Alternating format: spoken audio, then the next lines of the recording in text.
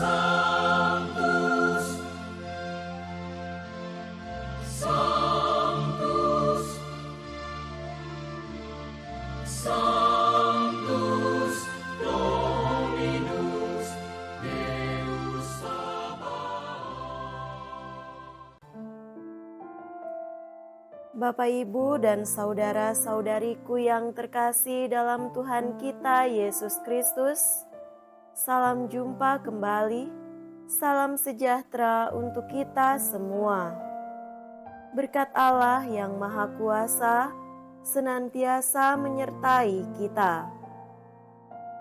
Marilah kita mendengarkan dan merenungkan bacaan-bacaan kitab suci hari Jumat tanggal 9 Februari tahun 2024. Bacaan pertama dari kitab pertama Raja-Raja bab 11 ayat 29 sampai 32 dilanjutkan dengan bab 12 ayat 19. Pada waktu itu Yerobeam, seorang pegawai Raja Salomo, keluar dari Yerusalem. Di tengah jalan ia bertemu dengan Nabi Ahia, orang Silo, yang berselubung kain baru. Hanya mereka berdua yang ada di padang. Ahia memegang kain baru yang ada di badannya, lalu dikoyakannya menjadi 12 koyakan. Ia berkata kepada Yerobeam, "Ambillah bagimu 10 koyakan, sebab beginilah sabda Tuhan Allah Israel. Sesungguhnya aku akan mengoyakkan kerajaan itu dari tangan Salomo dan akan memberikan kepadamu 10 suku.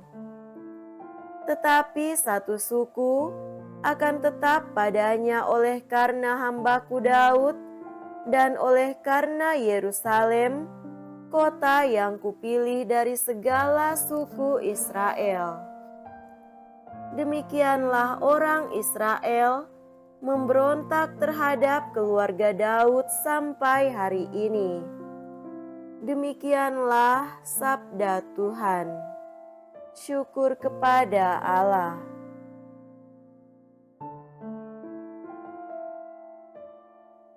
Semoga Tuhan beserta kita sekarang dan selama-lamanya. Inilah Injil suci menurut Markus. Dimuliakanlah Tuhan. Injil Markus bab 7 ayat 31 sampai 37.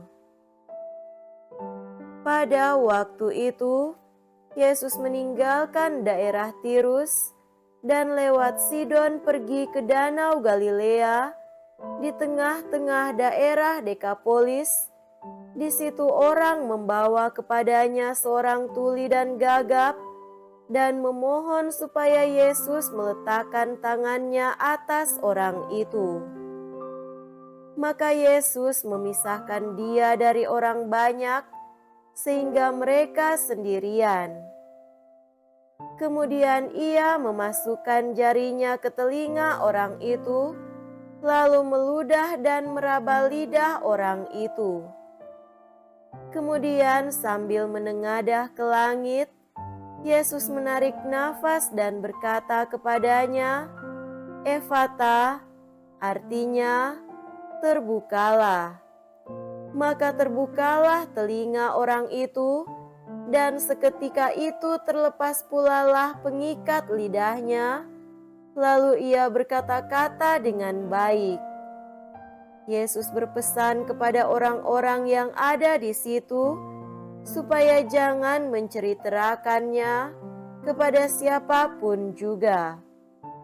Tetapi makin dilarangnya mereka, makin luas mereka memberitakannya. Mereka takjub dan tercengang dan berkata, "Ia menjadikan segala-galanya baik." Yang tuli dijadikannya mendengar, yang bisu dijadikannya berbicara. Demikianlah sabda Tuhan. Terpujilah Kristus.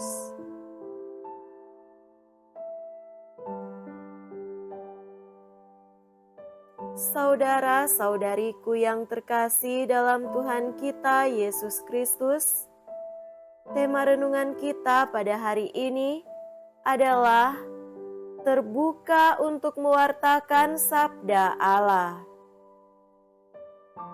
Saat yang paling pilu dalam hidup kita adalah saat dimana kita mengalami sakit. Sakit adalah pengalaman yang tidak mengenakan. Kita akan berjuang agar cepat sembuh. Kita akan mencari dan menemukan pertolongan seperti obat, dokter, atau siapa saja yang bisa menyembuhkan. Kita pasti senang dan bahagia kalau kita mengalami kesembuhan. Saudara terkasih, Injil hari ini sungguh indah. Banyak kejadian yang dicatat tentang Yesus bagi kita adalah tentang penyembuhan. Dia memiliki reputasi sebagai tabib atau dokter. Orang-orang berbondong-bondong mendatanginya, dan bahkan hari ini kita mendengar Yesus menyembuhkan orang tuli dan gagap yang dibawa kepadanya. Yesus memisahkan ia dari orang banyak. Yesus ingin berdua saja dengan si tuli dan gagap itu. Yesus ingin berelasi secara personal dan akrab. Dengan begitu, Yesus dapat membuka ketulian dan kegagapan yang menghalangi orang itu untuk berelasi dengan orang lain. Ketika kita merefleksikan bacaan ini secara lebih mendalam, sebenarnya kita semua juga sakit. Seperti Raja Salomo dalam bacaan pertama, Allah telah menganugerahkan banyak hal kepada Salomo, tetapi dia seperti tuli dan gagap, tidak mendengarkan Allah. Ia sakit karena tidak setia kepada Allah. Kita juga terkadang sakit tuli dan gagap. Kita terkadang tuli terhadap Tuhan yang hadir melalui orang-orang yang berada di sekitar kita.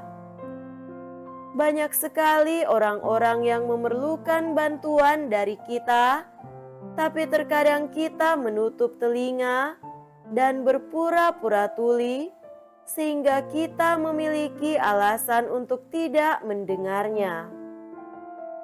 Kita juga terkadang gagap. Kita gagap dalam hal mewartakan kasih Allah kepada sesama. Entah mungkin karena takut, malu, minder, atau alasan lain. Karenanya kita jarang membantu orang lain. Kita tidak bisa melihat Tuhan dalam diri orang lain. Saudara-saudariku terkasih, Tuhan ingin telinga hati kita dibuka. Dia ingin kita mendengar apa yang Dia katakan. Dia ingin kita mendengarkan firman-Nya. Terbukalah untuk menerima kebenarannya. Tuhan ingin mulut kita terbuka. Dia ingin kita berbicara dengannya. Dia ingin mulut kita terbuka dengan pujian, ucapan syukur, permohonan dan syahadat bagi orang lain. Tuhan ingin hidup kita terbuka. Terbukalah kemana Tuhan akan mengutus kita. Terbukalah terhadap apa yang Tuhan inginkan. Semoga demikian. Amin.